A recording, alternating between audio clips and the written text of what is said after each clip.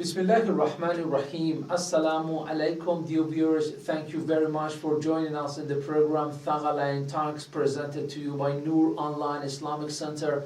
I am Ata, the host of this program. Throughout this holy month of Ramadan, Noor Online Islamic Center will present to you 30 insightful talks related to the holy month of Ramadan, the Holy Quran, Islamic lifestyle, and fasting. With me for today's episode and edition of the program Thaqalayn Talks, we have Sayyid Hassanain. Assalamu Sayyid, welcome to share. Alaikum assalam, thank you for having me.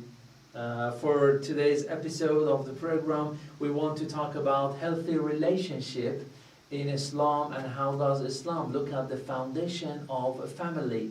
So, Sayyid Hassanain, especially in today's world, in the modern world, we can see different formats or different shapes of relationship between, especially two opposite genders. First of all, define for us, how does Islam look at the healthy relationship between two opposite genders? I think in order to know Islam's opinion about the subject, the best source is, of course, the noble Quran. And we have many verses of the Quran that speak about this relationship, the roles of men, the roles of women, the reality of this relationship between a man and a woman, what is permissible, what is not permissible. It's a vast topic the Quran discusses extensively. We have an entire chapter in the Quran called Surah An-Nisa. Yes. It's a very lengthy chapter, yes. The chapter that's named after women because it discusses certain matters related to women. So I think a good verse to begin our discussion from would be the verse in which Allah the Exalted speaks about the philosophy of marriage. Yes. Right? We have many verses speaking about some of the rules related to marriage. But this one verse speaks about the reason behind marriage. Because in Islam, the only acceptable relationship between a man and a woman who don't have a connection based on blood, yes, is that of marriage. Okay. The only place that an intimate relationship can exist is within the we went to the Farsi, yes. excuse me, Okay, the framework yes. of marriage, yes. right? Okay. So Allah subhanahu wa ta'ala says in this verse, وَمِنْ آيَاتِهِ أَنْ خَلَقَ لَكُم مِنْ أَنفُسِكُم أَزْوَاجًا Yes. لِتَسْكُنُوا إِلَيْهَا وَجَعَلَ بَيْنَكُمْ مَوَدَّةً وَرَحْمَةً Yes. إِنَّ فِي ذَلِكَ لَآيَاتٍ لَقَوْمٍ يَتَفَكَّرُونَ. And from Allah's signs is that He created for you spouses from among your own kind, Yes. that you may find sakina, a sense of deep tranquility and yes. peace Okay. in them, or by means of them. And He placed between you al-mawadda, which is a special kind of love, Yes. and rahmah, mercy. Surely in that there are signs for people who reflect. That's all right. So I think the beginning of our discussion should be from this verse. It lays out the reason behind marriage and the foundation of marriage, which is, okay. again, the concepts of tranquility, Yes. of mercy, and of love. That's all right. So out of the foundation of family, no such relationship is accepted at all by the religion of Islam. Because nowadays we could see new movements, even among Islamic communities all across the world, somehow focusing on some strange relationships between two genders or same genders. They are not at all accepted by the religion of Islam. Of course, no intimate or physical relationship outside the context of marriage would be accepted. Okay. Of course, a person has a relationship with their colleagues. Yes. They may be of the opposite gender or the same gender, Okay. and Islam allows that if it's within certain parameters. Okay. But in terms of an intimate, close relationship, then no, it's exactly as you mentioned. It has to be within the framework of marriage. That's all right. And this has been emphasized, I think, before the religion of Islam too. I mean, an-nikah or a'ila, marriage and family have been two important concepts before the religion of Islam. All the Abrahamic religions focused, and I do want to say emphasize, on establishment of a family foundation. And it is a foundation, it is an institution. It is not something based on your sexual desire or something like that. It is not. It is a foundation. When we talk about the foundation, it means it is going to make a society, a community, an ummah. Together, all these families are going to make the ummah. And according to the religion of Islam, everything starts from inside the family. Am I right, Sayyid? Absolutely. From inside the human being, yes. Which is the maybe we could imagine the human being as being the tiniest, it's like, how should I put it? it's the smallest compound unit. Yes, Right? very There's me as an individual, and then the second level would be me in terms of family, Yes, and then the outer circles come after that. that's all right. So, you know, as I said at the beginning of the program, nowadays, because of this, I do want to say, change of lifestyle in the lives of the people, we could see that there are so many maybe illegitimate or illegal, unlawful relations between two opposite genders, which unfortunately will lead to establishment of some meanings or conceptions which are close to family, but they are not at all approved by the religion of Islam. For example, cohabitation, or white marriage, or dating, or it's better to say, I don't know, being friend only, or something like that. And you know, unfortunately, social media and social network, you know, had direct role in shaping such concepts and thoughts, especially in the young generation. How do you think we can invite the people, especially of young generation today, and encourage them to get married sooner? Is it at all right to invite them? Because as you said, the Holy Quran has emphasized on that, so we, as scholars of akhlaq and ulama, and we can say as the teachers of ethics of Islam, invite the young generation to get married as soon as possible when they reach puberty or maturity or not. Absolutely. So I think one of the problems one of the barriers that exists in doing that is that a lot of people who think they're practicing Islam, they actually practice a very cultural version of Islam, where many aspects of their culture is what is, you know, prioritized or practicing the religion. So if a young person is given a choice between a forbidden relationship and a permissible relationship, and both options are available, there is no reason a person should enter a forbidden relationship. It's not something normal, Yes. right? But when the permissible relationships, the door to entering them is closed upon the youth, the door to forbidden relationships is kept open by the shaitan, Yes. right? So we know that in the religion of Islam, marriage is one of the easiest things. It's very easy to get married in Islam. Yes. We know that from the Noble Quran, we know that from the Sunnah of the Messenger of Allah, sallallahu alayhi wa sallam, we know that from the Ahlul Bayt, alayhi wa sallam, that at times a person is related, it's mentioned in our traditions that a person, for example, a person would come to the Prophet sallallahu alayhi or one of the Imams, alayhi wa sallam, Yes. and complain of poverty. Okay. Not complaining of being single, complaining of poverty, and the answer given was go and get married. Okay. And that itself was a means for opening the door of sustenance Yes. upon that person. Yes. That is how easy marriage is in Islam, Yes. right? In Islam. But when many people who consider themselves to be practicing Muslims aren't practicing that, they make it very hard for the youth to get married. Okay. There's only a certain extent to which the youth can be blamed for That's going after forbidden relationships. And what are the benefits of founding a family through legal and legitimate relations through Islamic laws? Because nowadays we could see, the formation of so many family-like bases and foundation institutions out of the religion of Islam or out of religious boundaries. What do you think the benefits are, Sayyid? I think the most... One of them you mentioned, increasing your rizq or sustenance of Allah Yes, subhanahu wa ta'ala. What are the others? I think the most important benefit, and this would be the benefit that any true mu'min believer is after, would be the pleasure of Allah. Very good. This itself is the absolutely most important benefit, that this way of pursuing marriage and beginning a family is pleasing to my Lord and my Master, my Creator. At the end of the day, I exist for Him. Okay. I will return to Him. My existence has meaning because of Him. So the fact that Allah subhanahu wa ta'ala is pleased is without doubt the biggest, benefit of that. And at the same time, the pleasure of Allah is something that has effects. Okay.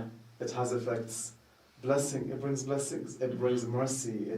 It brings many things with it. Very good. Many things with it. Yes. But the absolute most important benefit will be the pleasure of the Creator. Okay. That's all right. And according to so many ahadith, narrations and traditions given to us and transmitted to us by Prophet Muhammad and the infallible Imams, One of the most important benefits of marriage and founding a family through legal relations, I mean, in Islamic boundaries, I'm talking about Islamic framework, is, we can say, safeguarding your religion. In order to protect your religion and in order to protect your faith, you must get married. How do you think these two are related, Sayyid? Honestly, I think the way that this is normally explained is that, when a person is married, they have a legal means, a permissible means from the Islamic perspective. A permissible means to fulfill their sexual desire. That's how we normally mention, that's what we normally speak about when we speak about these narrations. However, I have a feeling that there must be something more to this. It can't only be this. For sure, that's part of it. Of course, one of the biggest temptations a human being has to fall into sin and follow the shaitan, follow Satan, and be resulting in distance from Allah, is the sexual desire. It's a very powerful, overwhelming desire. It's difficult for a person to combat it. So when a person is married, they have a permissible way to fulfill that desire. Of course, that's part of it. I'm not denying that. But I have a feeling that maybe these narrations are pointing to something more than that. Safeguarding the religion. Religion is here to perfect us. Islam is here to perfect us, right? It's not here only to make our lives, to give us rules. These rules are there for a purpose, which is, again, we find perfection of the human being to be in taqwa and piety, which we discussed before. Yes. So, by means of marriage, a person is put in many situations in which they're able to practice piety, taqwa, in ways they could not if they were single. So, for example, when I was single, I could go, leave the house, come back whenever I wanted. I could eat whenever I wanted. I could do whatever I wanted, right? I didn't have many responsibilities.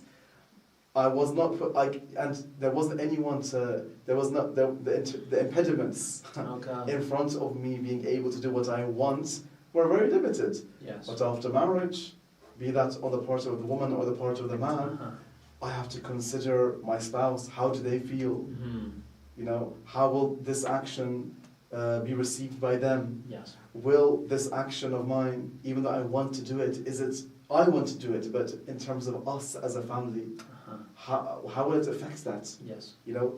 So I'm put in many situations where I have to fight my desires. That's all right. And this results in the increasing of piety and the perfecting of the human being. Very good. So this could possibly be one of the things these narrations are also pointing to. The late Shahid Motari has a very good book in Farsi. They call it Ta'lim wa Tarbiyat Dar Islam, Education and Nurturing in Islam. In that book, under the category of marriage, he refers to a very beautiful point. He says that marriage is considered in Islam as a worshiping. Why? Why? Because it is the first step to break your self-centerism and egotism and think about the other side. So, you are not going to worship yourself. You are not going to answer your own needs. You are going to spend your time in, we can say, sacrifice, or it's better to say, in servitude to another one, whether it is your husband or your wife. So, with breaking yourself, will breaking your egotism, will breaking your self-centerism and yourself, you are going to be steps and a step closer to Allah subhanahu wa ta'ala. So marriage can be a step. It can be, we can say, that's right, a step to get proximity and closeness to Allah subhanahu wa ta'ala. This is how Shaykh Mutahari, we can say, puts it, and we can say, all these, tortures, hardships, afflictions, hardships that the people, whether wife or husband, are tolerating is because of the other side. And it shows that they are going to, in fact, sacrifice their own pleasure for the sake of another one. So Allah subhanahu wa ta'ala is going to fill their lives with His own blessings more and more. Is it right? Absolutely. Okay, that's Absolutely. all right. Okay. Now, after getting married, usually the spouses are going to have children. And this nurturing of the child and children, especially nowadays, as I said, in the modern style of family, is still another problem, how to educate a child.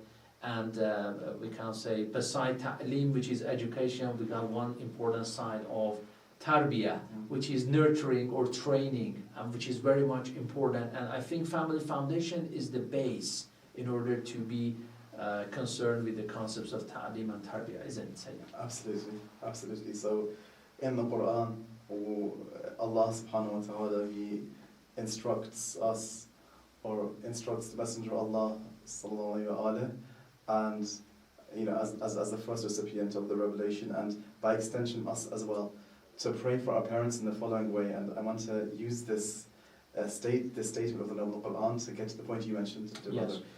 وَقُلْ رَبِّ ارْحَمْهُمَا كَمَا رَبَّيَانِي صَغِيرًا, and say, "Oh my Rabb," addressing Allah. Yes. "Oh my Rabb," however you translate that as, "Oh my, the one who trains me, oh my Lord, oh my Master." However, "Oh my Rabb, oh my Lord, oh my Master, have mercy on them both," meaning my parents.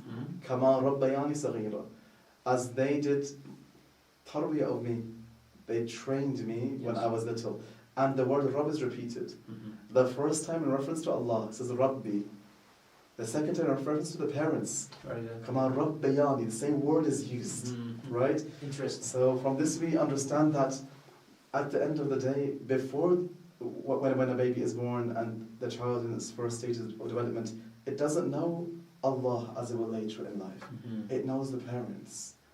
And the relationship it has with its parents will be a blueprint for its relationship with Allah in the future.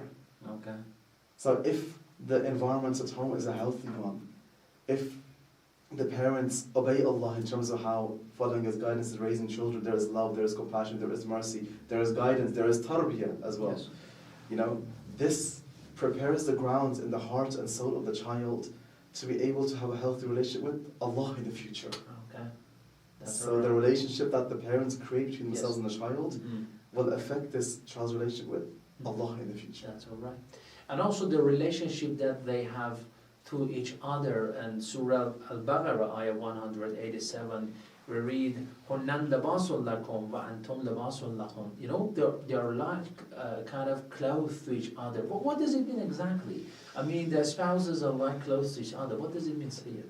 It's a beautiful verse that you mentioned, and it's again one of the verses that all the verses of the Quran are like this. They're like mines of treasure that we have to dig and ponder and go deep into, what this means to understand. So when Allah says that these spouses, they are a libas, clothing for one another.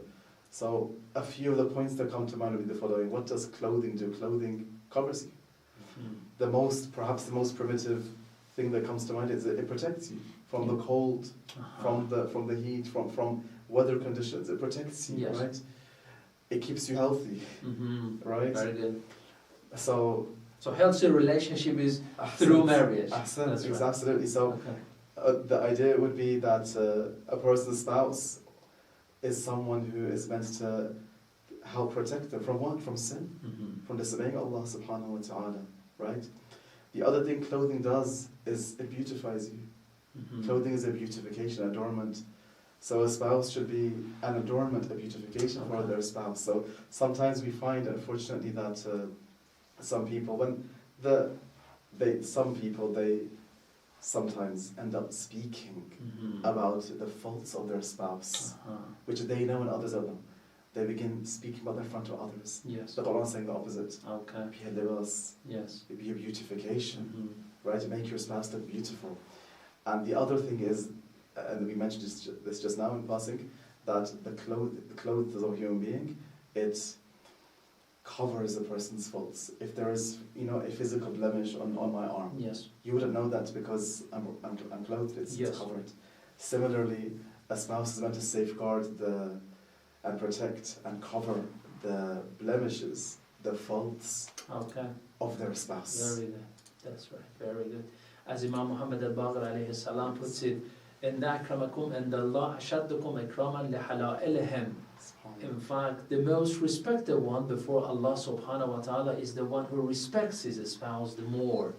And this respect, as you said, being like a cloth, it means just not to get angry on trivial points, to be patient to each other, to respect each other in front of the children.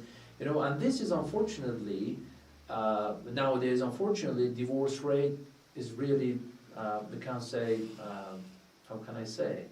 That's right. I can call it awful in today's world. Divorce rate Unfortunately, children who are born out of wedlock, you know, these are the statistics that are given by international organizations all around the world. So many children who are born out of cohabitation. The rate of abortion, unfortunately, you know, they have illegal relationship, the women got pregnant, then they have to do abortion.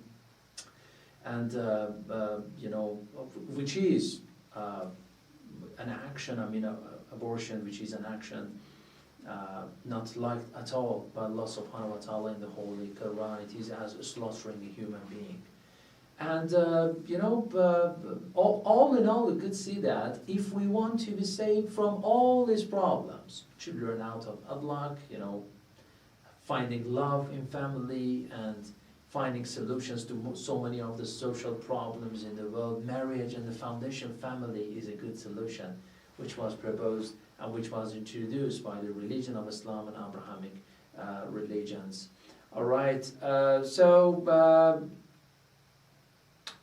what should we do, Sayyid, with these new forms of relationships in the world? I mean, especially dating.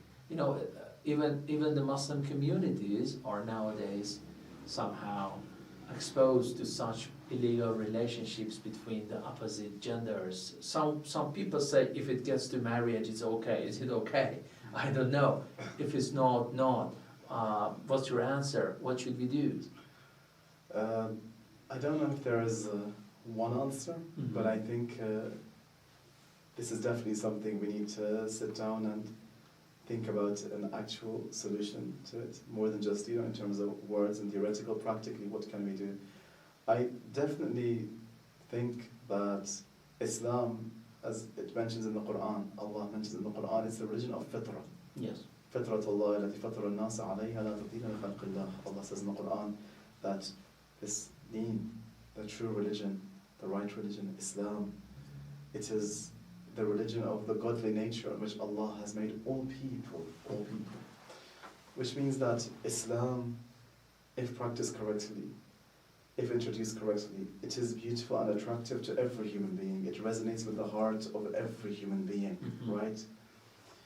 So one of the, you know, pieces of the puzzle is definitely for those who are believers, yes, mu'mineen, mu'minat, to practice the religion in the complete sense correctly. Yes. Like I mentioned before, I genuinely, you know, the heart of the youth is pure.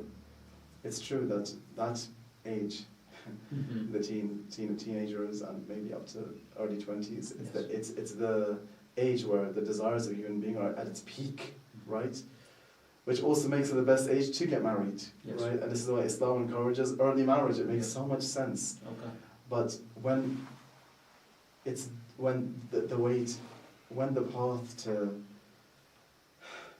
go about, you know, this matter the right way is being made very difficult, and the path to go about it in a forbidden way is so easy, right? It's only natural that a young person will be influenced by that rather than this. Yes. Right? And sometimes, the culture of the Western countries overshadows the Islamic customs and traditions. This is the problem that some of the immigrants, Muslim families to the Western world have always experienced over there, isn't it, Sayyid? Absolutely. However, I do believe that if Islam was practiced correctly in its original form, even while being a minority in a majority non-Muslim country, that Islam would be so beautiful for people. People would want to come towards it. Okay. One of the biggest problems we have is, yes, on one side there is the influence of the non-Muslim culture. Yes. Of course, there is that. Yes. And on this side, there is the influence of Eastern culture in the name of Islam. So when, for example, a very, very common situation that a young Muslim growing up in a Western society would be facing, and many face the situation, is this person goes to the parents, they're young, and the parents are Muslims, they're from an Eastern Muslim majority country background, living in a Western country. If this Muslim is a practicing Muslim, where they're at that age, they feel that there is a need for marriage, they go to the parents, they tell them that, I want to get married. The first thing parents will do, they laugh at them. Do you have a car? Do you have a job? Okay. But what are you speaking about marriage? You don't understand anything yet about the world. Okay. So when this is the case, this is the situation, and many of our brothers and sisters, they face this and they face this, right? Mhm. Sometimes the biggest impediment, I'm trying to do it the right way, I'm trying to do it the way Islam wants, and yet the biggest impediment are the very people who are meant to be helping me. Mhm. How can this person be blamed? How much can this person be blamed for going about it the way that is much easier, which is the haram way, Yes. right? So I think part of the solution, because there's only so much that we can do, right? There are some factors that are outside of our control. We have to focus on the factors that are inside of our control. What can we do, right? And one of the things we can do is educate our own community about what Islam says about marriage and Yes. how to implement it in the modern context, and the importance of this matter of encouraging early marriage. There is no reason that a young person if he is faced or she is faced with an option between halal and haram, and the halal option has all the positive points of the haram option, doesn't Yes. anything less, Mhm. there is no reason for this person to choose the haram over the halal. It's normally when the halal option is made difficult, Mhm. the door to halal is closed, this person is going to end up going towards the door to haram. This is That's all right. natural. Okay, that's all right. We have a very famous hadith from Prophet Muhammad that khayrun nikahi aysarahu.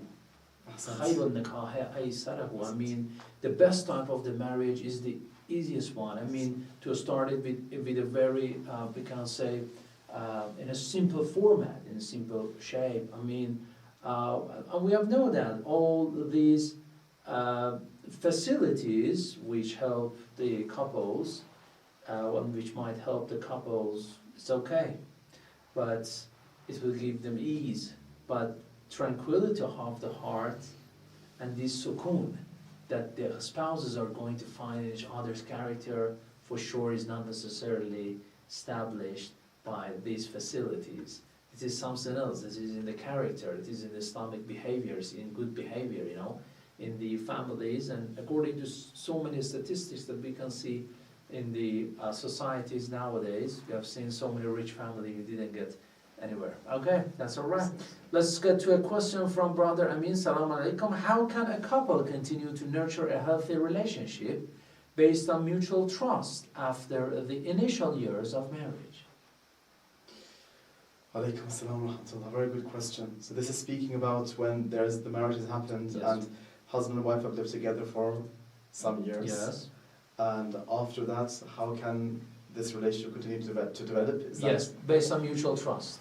Okay. Yeah. So if the relationship, has been nurtured correctly from the beginning, mutual trust would have been built by some years after the passing of some years. That's the reality, right? Now, if that hasn't happened, okay, no problem. We can always change, right? But if that hasn't happened, then I have to identify why that hasn't happened, and why is the mutual trust not there. Mhm. That's not something that just happens, right? There is an impediment. I have to find that impediment, right? If there is lack of mutual trust, why? If my spouse doesn't trust me, why? If I have a feeling of distrust towards my spouse, why? Yes. What is the reason, Mhm. right? I have to find that impediment, and remove it. Yes. And one of the most important ways, maybe the only way to do that, is to have the habit of having frequent Yes. heart-to-heart conversations with your Okay. spouse. Okay. And this is very difficult in today's age. Why? Yes. Because human beings are strangers to their heart. Yes. That's the way you were brought up. Mhm. That's the way it was in society. It makes you forget about yourself, Mhm. and you're always looking outside of yourself. Mhm. The next phone, right? Right. The next kind of TV, the next kind of car, whatever it may be, right? Always looking outside of Yes. yourself, right? For a marriage to succeed, both spouses must become people of depth. They must look within themselves and within each other, Mhm. and open their hearts to each other. Because in the Quran we find, again in the verse that we mentioned in the beginning, when Allah introduces marriage, firstly He says it's from His sides. Mhm. Secondly, it mentions what? sakina, it mentions Yes. peace and a deep sense of tranquility, Mhm. right? And the word sakan in Arabic is from the same word. Yes, yes. Sakan or maskan, the Yes. place of residence, is meant to be a place of tranquility. Yeah. It's meant to be the place you feel Maskan, sukun, yes, ahsan, from you the same feel roots. sakina, you That's right. experience tranquility Okay. there, right? Then there's rahmah, there's mercy, there's mawadda, a certain kind of love. What is the common factor between sakina and rahmah? Mawadda, they're all feelings. Mhm. It's speaking about matters of the heart. Mhm. This is the glue of a marriage, matters of the heart, feelings. So when spouses need to have open heart-to-heart conversations with each other. I'm feeling like this. This behavior of yours makes me feel like this, for example, and to be able to listen without getting defensive, right? Look, we are in this together. You know, we are in one car, we are in one boat, right? This is one family. That's right. The only way that we can nurture this, and you know, by means of doing that, this trust will naturally come, is by having opening the hearts and having heart-to-heart conversations. That's right. If this doesn't happen on a regular basis, what will happen is slowly but surely over time, with every passing year, with every passing day, in fact, right? A sense of distrust and distance will begin to appear between the spouses. This will be something that isn't verbalized, it's in the heart, but one day it will build up, be verbalized as an argument. Yes. That could, it's like a volcano waiting to erupt, Yeah. right? In order to stop that, we need to have frequent heart-to-heart conversations That's right. with each other. This will naturally result in a deeper level of trust between the spouses. Trust in spouses and love between the two, that's all right. And another thing is, I mean, correcting our measurements at the very beginning of the marriage, as we have in the Holy Quran, Surah Nur, Ayah 26, وَالطَّيِّبَاتُ لِلطَّيِّبِينَ وَالطَّيِّبُونَ لِلطَّيِّبَاتِ. I mean, this purity and purification of the soul and the heart must be a good measurement in order to start a marriage.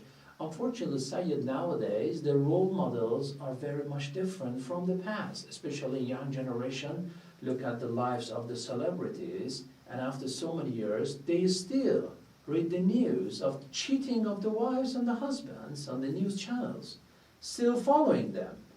I mean, and it's interesting for them that whose wife cheated on the husband and whose husband cheated on the wife. Absolutely. And this has been unfortunately a trend among the social media and all these, you know, we can say fake news, or it's better to call it fake role models all across the board.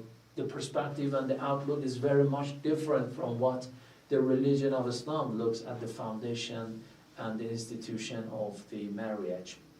So I think we got a verbal question from Brother Ali. Let's listen to that and then we'll continue our discussion. Dear viewers, you are watching Thaqalayn Talks. We'll listen to an audio question now. Assalamu alaikum, can you hear me? Assalamu alaikum, brother, crystal clear. Thank you. I was afraid of not having the chance to ask my question tonight, but here I am. Thank you. My question is, you know, in a world that we live right now, where boys and girls interact more freely and, you know, more frequently in a public than before, for instance, they can see each other relatively freely, right?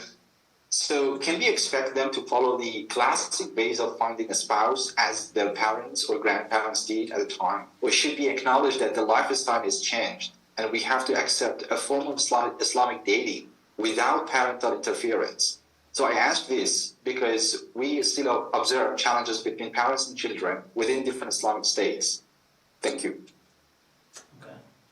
So nowadays, the selection of the wives and husband, I mean, spouses are very much different from the traditional institution of the family. How to solve such a problem, Sayyid? Absolutely. So I think we have to differentiate between the culture and traditions of Muslim majority countries and Islam itself, right?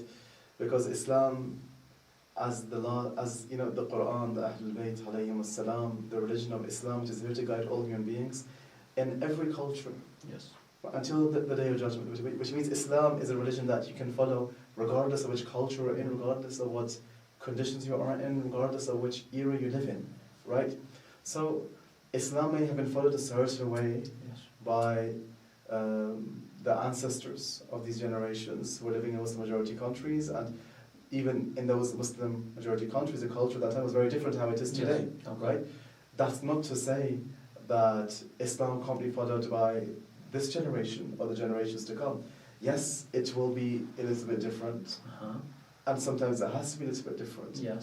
However, it's not the case that Islam equals what was in the past. Yes.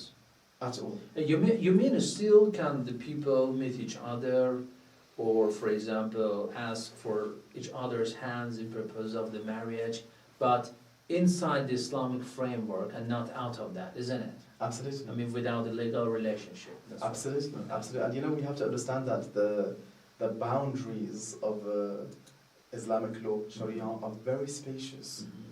Like, it's like a very spacious boat. There is space for everyone inside. Right. Any culture can fit inside it. Any generation can fit inside it. Yes. Right?